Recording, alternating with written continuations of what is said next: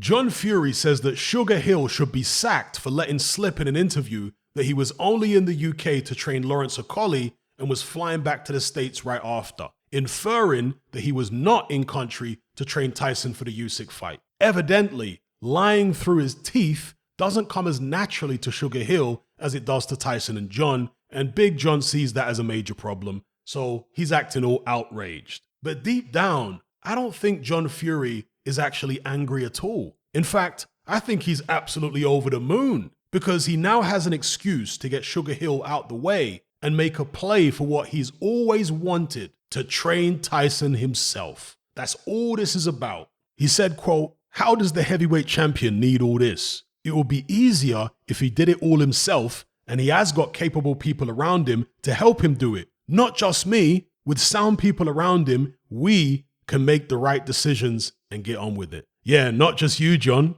I'm sure this ain't all about you. Before he went to jail, he was in Tyson's corner, and his son's life was chaotic. He was always boozing and overeating, partying on the weekend, but then he got locked up, and his brother Peter took the reins. And Peter is a no-nonsense guy. He's all about business, whether it's legitimate or illegitimate. The man don't mess about. He wants everything done to a high standard. And that had a big influence on Tyson. He got his act together, slimmed right down, and became much more professional. But when John came out of prison, the problem started almost immediately. There was a documentary filmed in the run-up to the Klitschko fight, and there was this one scene where Tyson was sparring and Peter was stood on the ring apron giving instructions. Then all of a sudden, John butts in and starts yelling at the sparring partner, telling him to get out the ring. Peter just stood there in silence, but his face told the whole story. In the end, Tyson told his dad to shut up and stop interfering, and then continued the spar. Is it any wonder that Peter eventually got kicked off the team? John just needed some more time to turn Tyson against him. A couple years later, Ben Davison comes in to train Tyson, but it weren't long before John starts having a go at him as well, and eventually he got kicked out too. Now, don't get me wrong. I think Ben Davison had taken Tyson as far as he could, but I also believe a major reason that John started bad-mouthing him is because he was envious and wanted his spot. Tyson then replaced Davison with Sugar Hill. John Fury was a pro boxer, just like his brother Peter. He's been around the sport his whole life and has a ton of knowledge. He's a boxing man right down to the soles of his boots, John Fury. But despite that, and despite Tyson spending time under several different coaches, including 2 of his uncles, he's never given the reins back to his dad. Why do you think that is? I've often wondered whether part of the reason Tyson decided to relocate to America and have all his fights over there was to get away from his dad, because his dad is banned from America. But now Tyson's banned from America as well, so he can't get away from the guy. I've got no doubt that Tyson loves his dad and he has a lot of his traits, but John is insufferable. In a documentary that John did with BT Sport a couple years back, he said that when he first came out of prison, Tyson told him that when he was growing up, he thought he was a horrible person, basically. John confessed and admitted that he probably was. In fact, probably still is. Wherever he goes, chaos ensues. Just think of the people John Fury has turned on since he got out of prison. Mick Hennessy, his brother Peter, Ben Davison, Sugar Hill, and now even Frank Warren. Yesterday, he suggested that Frank Warren and Usyk's promoter, Alex Krasuk, are actually in cahoots and that neither of them wanted to make the undisputed fight. They're working towards some other agenda, according to John. He then, predictably, claimed that Usyk never wanted to fight Tyson and was instead planning to fight Deontay Wilder. Well, first of all, it wasn't Frank Warren who priced Tyson out of the fight.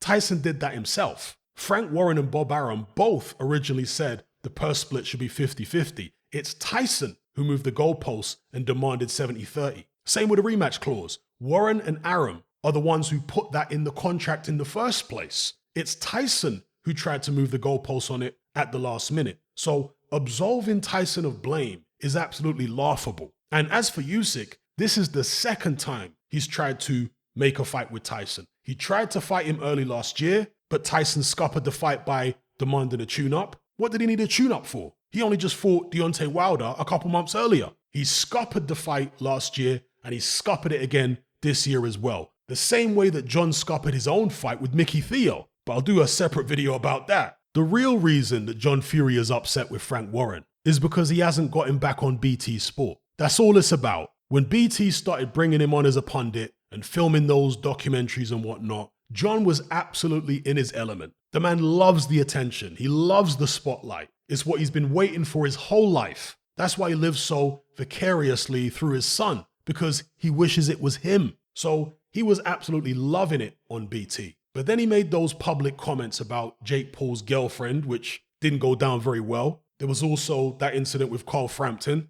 And then he basically threatened to assault David Hay for picking against his son. So there's all this carry on, and eventually BT are like, nah, we've had enough of this guy. And that's the real reason John Fury is mad at Frank Warren. Forget all this nonsense about him colluding with Krasuk. It's because he thinks Frank Warren could and should do more to get him back on BT Sport. But it's like I said, chaos ensues wherever this guy goes. And I'm not saying he's all bad, not at all. I'm sure there are people who've had pleasant interactions with him. But if you're around him for long enough, I suspect things will start to go downhill because the guy just can't help himself. He has to act like he's king of the universe. The way he was carrying on after his son won the world title in Germany, you'd think John Fury had beat Klitschko himself. He wanted to be center stage. I used to really enjoy a John Fury interview. I found them very entertaining from a distance.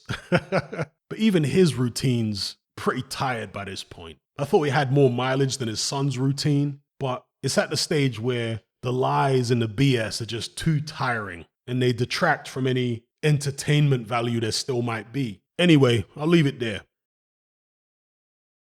Are you sick and tired of the mainstream mindset? Does the dogmatic conformity and pathological ignorance have you tearing your hair out in frustration? Then don't be alone. Come and join our brotherhood on Patreon. We stand as a beacon of reason against an army of insanity.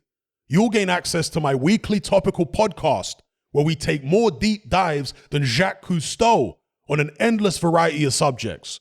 There's also videos, interviews, live Q&As, as well as a vast back catalogue of previous episodes, including my popular Confessions of a Nightclub Bouncer series. You can listen via the Patreon app or download in high-quality MP3. Connect with myself and hundreds of other members in our Element chat group. There's no contract, no commitment, you can cancel at any time, and it's cheaper than a Mickey D's McMuffin.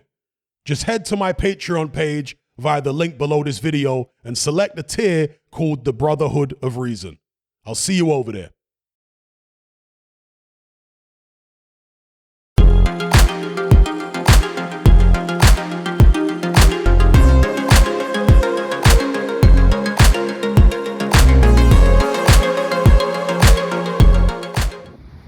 Oh yeah, we out here.